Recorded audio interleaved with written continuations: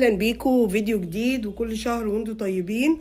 وطبعا جبت كده شويه مشتريات بس ايه مش كتير، علشان انا لما القبض بينزل انا ما بجيبش كل حاجه مره واحده نظرا لحاجات كتير وعوامل كتير. طبعا دي متروكه ليكي انتي، كل واحد له ظروفه.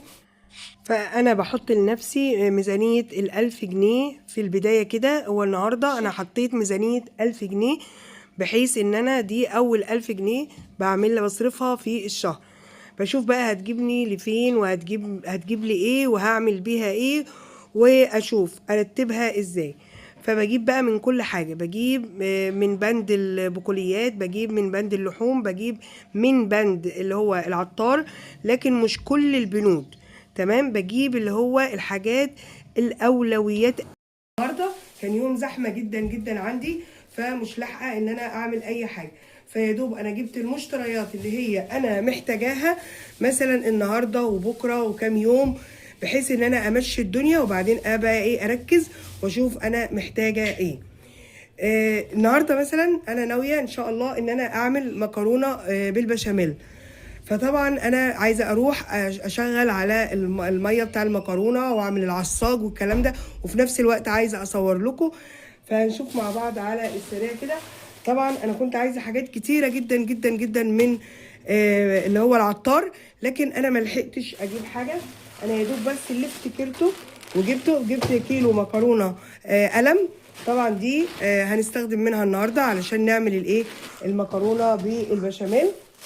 وجبت كمان كيلو رز بسمتي، لان كل ما بروح اجيب بلاقيه خلصان عنده. المكرونه اللي هي المكرونه دي يا جماعه ب 24، والرز البسمتي الكيلو ب 80 اهو. جميل جدا جدا وبستخدمه على طول. في اوقات كتير بروح يقول لي انا خلصت مثلا، فدي بقى مشكله بالنسبه لي. طبعا البهارات اللي افتكرت انها خلصانه فلفل اسود اهو، وبهارات الكبسه، ودول انا محتاجاهم ضروري. تمام اهو. يبقى انا كده ايه دول اللي جبتهم من عند العطار. الحاجات ديت كانت كانت يا جماعه ب145 جنيه. الرز ب80 والمكرونه ب24، وعندي 40 اللي هو بهارات، اللي هي 20 خلطه كبسه و20 فلفل اسود. تمام تمام. النهارده بقى طبعا او انا مع الاب لازم اول حاجه بفكر فيها من الاساسيات برضو ان انا اجيب احتياجاتي انا الشخصيه، اللي هي مثلا ايه ادويه، حاجات صحيه انا ببقى محتاجاها انا والولاد. طبعا الحاجات اللي هي ايه بحب ان انا ما بجيبهاش على طول. مثلا الفاكهه، مثلا انا الفاكهه دايما عندي استفندي وبرتقال. الاستفندي والبرتقال يا جماعه ب20 جنيه، يعني ده يعتبر افيد وارخص فاكهه في السوق حاليا. فدايما دي موجوده، دايما دي موجوده. فانا جبت منها النهارده اهو، جبت كيلو ونص استفندي، وجبت كمان 2 كيلو برتقال اهو. جميل جدا جدا جدا ومفيد علشان ادوار البرد والتعب والحاجات دي. تمام تمام. جبت كمان لقيت البلح ده، فجبت منه شويه دول ب20 جنيه، شويه صغيرين خالص خالص اهو. هو ب35، فانا حسيته هيبقى مسكر، انا بحبه. بحب برضو ايه اكله كده سناكس كده، يبقى صحي برضو وحلو. والنهارده طبعا علشان برضو ايه بمناسبه ان احنا يعني الحمد لله بفضل الله قبضنا وكده، فجبنا ايه التفاح الجميل ده اهو. فكل مره كده تجيبي، بدل ما تجيبي حلويات تجيبي حاجات مش صحيه، ممكن تجيبي للولاد حاجات من دي، تفاح، فاكهه. كنت هجيب اللي هو الكيوي بس ما لقيتش. حاجات اللي احنا مش دايما بنجيبها يعني. طيب في ايه تاني؟ جبت برضو اللحمه، برضو رحت مستعجله فجبت نصين مفروم، بس النص ده اغلى من النص ده. ليه؟ لان ده بدون دهون وده بدهون، فانا قلت اجيب الاتنين مع بعض كده، هعملهم على بعض كده عصاج يبقى موجود عندي استخدمه. اعمل مكرونه بشاميل، اعمل جلاش، اعمل بيتزا، اي حاجه يبقى موجود عندي العصاج ده. وطبعا بضاعف حجمه بالبصل والفلفل والكلام ده اهو. وعلى السريع على السريع جبت كيلو من اللحمه بتاعتنا اللي احنا متعودين عليها. قلت برضو على ما ارتب اموري واشوف الدنيا فيها ايه، ممكن ابقى اعملها ان شاء الله في يوم. اهو كيلو اهوت، بسلقها على بعضها وبشوف بقى احنا بناكل ايه وتبقى ايه كده. جبت معاها اللي هي الماسوره دي، وديهاني كده عظمه كده بماسوره، علشان ايه؟ علشان الشوربه تبقى حلوه قوي اهي. فجبت دي. برضو طبعا عشان مكرونه بشاميل لازم ايه؟ لازم يبقى عندي صلصه اهي. بجيب الصلصه الجاهزه دي البيست دي على طول للمكرونات، بعملها بيها هي بس، محطش اي طماطم ولا اي حاجه. عشان هي فيها قيمه يعني فيها مواد حافظه فبتبوظش المكرونه. جبت كمان نص كرتونه بيض.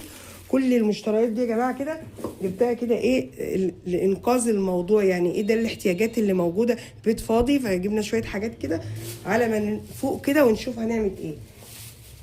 جبت طبعا اللبن ده، انا بصراحه هو ده ب 40 جنيه كيلو، بس انا فضلته عن اللبن السايب، لان انا يعني ايه معرفش، حسيت اللبن السايب بيتغشى قوي قوي زياده عن اللزوم يعني. فبخيره حلو، الولاد بيحبوه طعمه حلو، فجبت كيلو. ده بقى هعمل منه المكرونه البشاميل، لكن هحط عليه كمان ايه شوربه بتطعمها جدا وبتخليها جميله، بدل ما احط مرق او الكلام ده. جبت كمان كيلو الدقيق ده برضو يبقى موجود عندي لسمك، لمثلا لمكرونه بشاميل كده. لازم يبقى عندي في الشهر جايبه كيلو دقيق، ده لازم. ماشي. طبعا دول بقى ايه شويه مخبوزات كده على السريع. جبت تشكيله كده ب50 جنيه على مطبخ وكده، لان انا لسه راجعه فقلت ايه ياكلوا منه.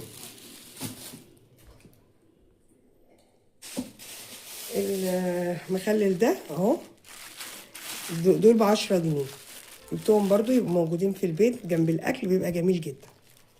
بس دي المشتريات اللي انا جبتها، ما اقدرش اقول عليها ان هي مشتريات الشهر، ولا اقدر اقول عليها مشتريات الاسبوع. ده كده حاجات ايه بعد القبض على طول بنجيب الحاجات دي كده، نستف بيها البيت شويه، نشم نفسنا، وبعدين نشوف احنا هنجيب ايه وناويين على ايه. حبيت اشارككم معايا الموضوع ده. انا دلوقتي بقى هعمل ايه؟ هروح دلوقتي المطبخ اعصج اللحمه، وفي نفس الوقت اولع على المكرونه عشان تتسلق، واعمل بقى صينيتين مكرونه بالبشاميل كده. كل الحاجه موجوده اهي وجاهزه عندي، وصينيه انا ممكن اكلها، وصينيه ممكن اشيلها نعملها في يوم تاني. فيبقى كده ايه انا برضو انجزت النهارده تمام، واليوم ما راحش كده. اليوم ده زحمه جدا، فانت لو في يوم عندك زحمه انجزي كده بالشكل ده. تمام تمام. انا هعصج النصين يا جماعه كاملين، هشيله متعصج، مش مش هشيله كده ني، لا انا هشيله متعصج عشان يسهل عليا. هعمل صينيتين مكرونه بشاميل والباقي يتشال متعصج في الفريزر. وطبعا من الشهر اللي فات هوريكم عندي جبن هستخدمها في وش المكرونه، وعندي شوربه لحم.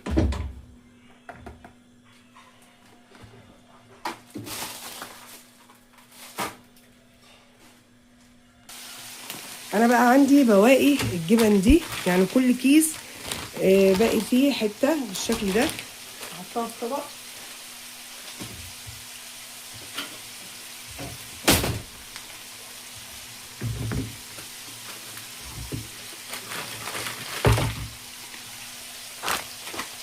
وعندي اهو كمان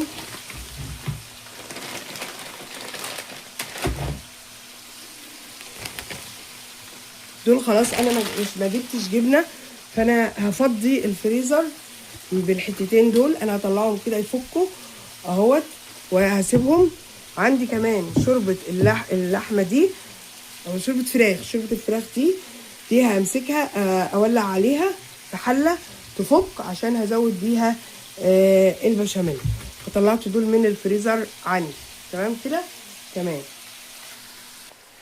عندي البصل اهوت، وعندي الفلفل طلعته، هحطه بقى على العصاق كده وازود بيه الايه العصاق.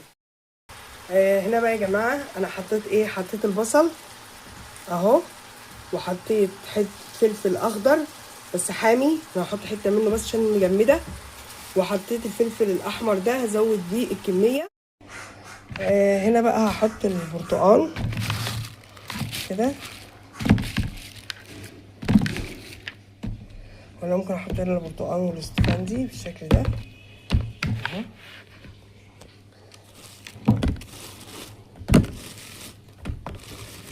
انا كده مشغله على العصاج مكرونه اهو. خلاص عملنا طبق فاكهه حلو اهو، حلو قوي اهو. بسيبه بقى هنا كده على الترابيزه اللي ياكل.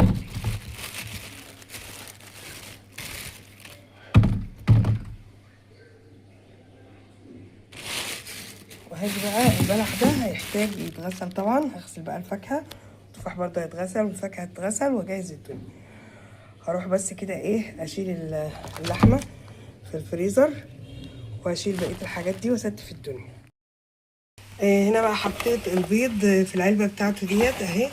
العلبه دي انا مخصصاها للبيض فحطيته فيها، والمخلل كمان فضيته اهو، حطيته في العلبه دي كده ايه تمام قوي.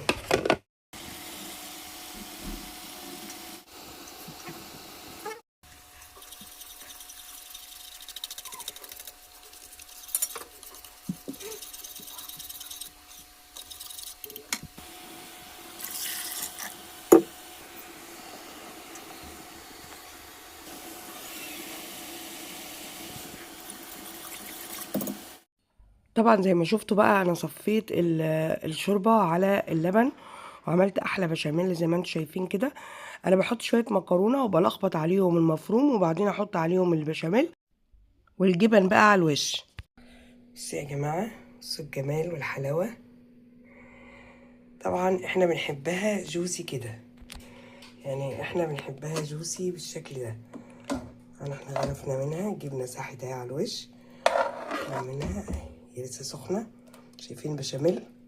هي دي المكرونه البشاميل اللي على حق، مش المكرونه اللي مليانه مكرونه بس، لا لازم يبقى مليانه بشاميل، مليانه لحمه، مليانه مكرونه، يبقى لها كده ايه طعم وحلاوه وطعم.